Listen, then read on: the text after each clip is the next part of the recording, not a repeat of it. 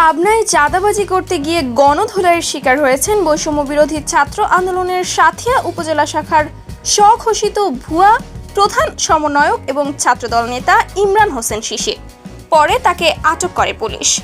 কোটা সংস্কার আন্দোলনের সাঁথিয়া উপজেলা শাখার সমন্বয়ক শনিবার বিকেলে মেয়াদ উত্তীর্ণ কোকাকোলা বিক্রির অভিযোগ নিয়ে অপর বন্ধু কোনাবাড়িয়া গ্রামের জুয়েলের ছেলে সানিকে নিয়ে ধোপাদহ বাজারে মনিরুজ্জামানের দোকানে যান। মেয়াদ উত্তীর্ণ কোকাকোলা বিক্রয়ের জন্য উপজেলা নির্বাহী কর্মকর্তা তাদেরকে পাঠিয়েছে বলে তারা জানিয়েছেন।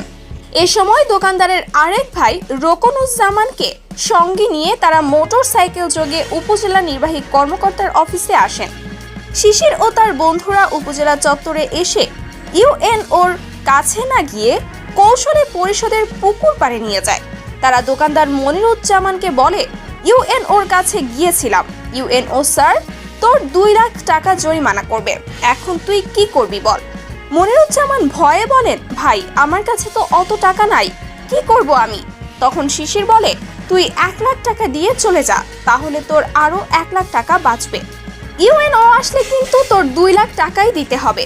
কোনো রকমে দোকানদার মনিরুজ্জামান যান বাঁচানোর ভয়ে 60,000 টাকা জোগাড় করে তাদের হাতে দিয়ে চলে যায়।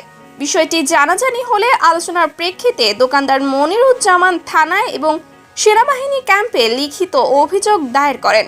কেন লিখিত অভিযোগ দিলেন, এই জন্য পুনরায় মনিরুজ্জামানকে ভয়ভীতি দেখানোর জন্য শিশির ও সানি ধোপাদহ বাজারে যায়।